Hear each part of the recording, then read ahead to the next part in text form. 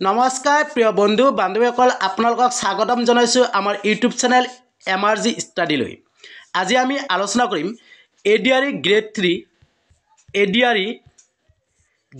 3 and grade 4 result কেতিয়া দিব। Result দিয়াৰ পিছত ভাইবা বা স্কিল টেষ্টৰ প্ৰিপাৰেশ্যন কেনেদৰে কৰিব, ভাইবাত কেনেকুৱা ধৰণৰ প্ৰশ্ন আপোনালোকক সুধিব পাৰে, এই গোটেইখিনি কথা এই ভিডিঅ'টোত আমি আলোচনা কৰিম। গতিকে পলম নকৰি আজি ভিডিঅ'টো আৰম্ভ কৰিছোঁ। প্ৰিয় বন্ধু বান্ধৱীসকল, ADRE grade 3 and grade 4 result 2025 চনৰ ফেব্ৰুৱাৰী মাহৰ 10 তাৰিখৰ পৰা 17 তাৰিখৰ ভিতৰত দিয়াৰ সম্ভাৱনা আছে। এতিয়া কথাটো হ'ল, যদিহে 10 তাৰিখৰ পৰা 17 তাৰিখৰ ভিতৰত ADRE grade 3 and grade 4 result দিয়ে, তেতিয়াহ'লে ভাইবা বা স্কিল টেষ্টৰ প্ৰিপাৰেশ্যন কৰাৰ সময় আপোনালোকে বহুত কম পাব। গতিকে যদিহে আপোনালোকে ভাবিছে এই পৰীক্ষাটোত আপোনালোকে ভালদৰে উত্তীৰ্ণ হ'ম বুলি, তেতিয়াহ'লে এতিয়াৰ পৰা আপোনালোকে ভাইবা বা স্কিল টেষ্টৰ প্ৰিপাৰেশ্যন আৰম্ভ কৰি দিয়ক। এতিয়া ভাইবাত প্ৰিপাৰেশ্যন কেনেদৰে কৰিব, কেইটামান মই আপোনালোকৰ টপিক আনিছোঁ। এই টপিককেইটাৰ পিছত কেইটামান প্ৰশ্ন আনিম। গতিকে আপোনালোকে ভিডিঅ'টো ধৈৰ্য সহকাৰে ভালদৰে চাব, তেতিয়াহ'লে ভিডিঅ'টোত থকা বিষয়বস্তুবোৰ আপোনালোকে ভালদৰে বুজি পাব। লগতে ভিডিঅ'টো ভাল লাগিলে লাইক কৰিব, কমেণ্ট কৰিব, যিমানে পাৰে ফ্ৰেণ্ডক শ্বেয়াৰ কৰিব, ছাবস্ক্ৰাইব কৰিব আৰু ছাবস্ক্ৰাইব বেলটো বজাই ৰাখিব। প্ৰিয় বন্ধু বান্ধৱীসকল, ইণ্টাৰভিউৰ বাবে আপোনাৰ পোচাক আপুনি নিজকে কেনেদৰে উপস্থাপন কৰে আৰু সাক্ষাৎকাৰৰ দিনা অৰ্থাৎ ইণ্টাৰভিউৰ দিনা কেনেদৰে ক'ব লাগে সিদ্ধান্ত ল'বলৈ আগতীয়াকৈ প্ৰস্তুতি আৰম্ভ কৰক। অৰ্থাৎ এতিয়াৰ পৰা আপুনি প্ৰস্তুতি আৰম্ভ কৰি দিয়ক। নাম্বাৰ 2, চাকৰি স্থিতি, চৰকাৰী বিভাগ, চাকৰিৰ ভূমিকা আৰু অন্যান্য বিৱৰণৰ বিষয়ে ভালদৰে গৱেষণা কৰি এতিয়াৰ পৰা জানি লোৱা। নাম্বাৰ 3, আপুনি চাকৰিটোৰ বাবে কিয় আবেদন কৰিছে তাৰ কাৰণবোৰ জানি লওক। আপুনি যে চাকৰিৰ কাৰণে আবেদন কৰিছে তাৰ কাৰণবোৰ আপোনাক ইণ্টাৰভিউত সুধিব পাৰে। নাম্বাৰ 4, আপোনাৰ পৰিচয়, পৰিয়াল, অৰ্হতা, গাঁও, জিলাৰ বিষয়ে ভালদৰে জানি লোৱাৰ লগতে অসমৰ জাতীয় উৎসৱ, চৰাই, বৃক্ষ, সংগীত আদিৰ বিষয়ে মনত ৰাখিব। আপোনাক ইণ্টাৰভিউত আপোনাৰ পৰিচয় সুধিব পাৰে, পৰিয়ালৰ বিষয়ে সুধিব পাৰে, অৰ্হতা সুধিব পাৰে, গাঁও বা জিলাখনৰ বিষয়ে আপোনাক সুধিব পাৰে, লগতে অসমৰ জাতীয় উৎসৱ কি, অসমৰ জাতীয় চৰাই কি, অসমৰ জাতীয় বৃক্ষ কি, অসমৰ জাতীয় সংগীত কি ইত্যাদি প্ৰশ্নবোৰ আপোনাক সুধিব পাৰে। নাম্বাৰ 5, উন্নত প্ৰস্তুতিৰ বাবে আপোনাৰ বন্ধুবৰ্গ বা পৰিয়ালৰ সৈতে নকল সাক্ষাৎকাৰ দিয়ক।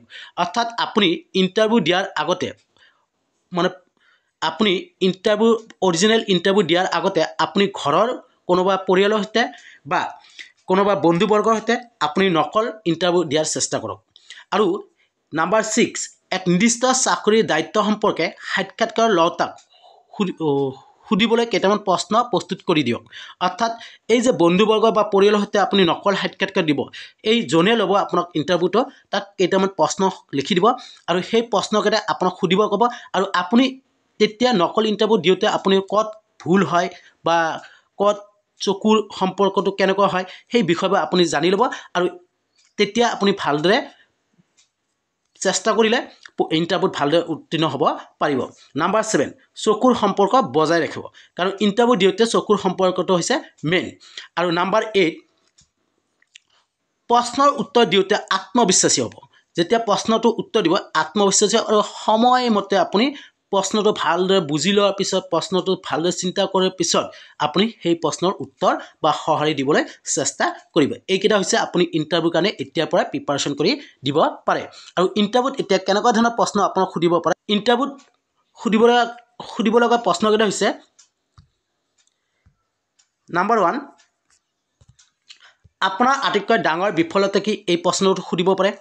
নাম্বাৰ 2, আপুনি পঢ়া শেষ কিতাপখনৰ নাম আপোনাক সুধিব পাৰে। নাম্বাৰ 3, যদি আপুনি চাকৰি পায় তেন্তে আপুনি কি কৰিব সেই বিষয়ে সুধিব পাৰে। নাম্বাৰ 4, আপুনি ধেমালিৰ বাবে কি কৰিব বিচাৰে। নাম্বাৰ 5, আপুনি আপোনাৰ অতিৰিক্ত সময় কি কৰে। নাম্বাৰ 6, আপোনাৰ আটাইতকৈ ডাঙৰ ভয় কি। নাম্বাৰ 7, আপোনাৰ আটাইতকৈ ডাঙৰ অনুশোচনা কি আৰু কিয়। নাম্বাৰ 8, আপোনাৰ আটাইতকৈ গুৰুত্বপূৰ্ণ বস্তুটো কি। নাম্বাৰ 9, আপোনাৰ আগৰ বছৰৰ বিষয়ে আপুনি কি ভাবে। নাম্বাৰ 10, আপোনাৰ জীৱনজোৰা সপোনবোৰ কি। নাম্বাৰ 11, আপোনাৰ অন্তিম 3টা ইতিবাচক বস্তু কি। নাম্বাৰ 12, আপুনি কিমান দৰমহা বিচাৰে। নাম্বাৰ 13, আপোনাৰ কেৰিয়াৰৰ উন্নতিৰ ক্ষেত্ৰত কি বিচাৰে বিচাৰি আছে। নাম্বাৰ 14 আপুনি চতুৰ্থ বৰ্গৰ চাকৰি নিজকে কেনেদৰে উন্নত কৰিব বিচাৰে।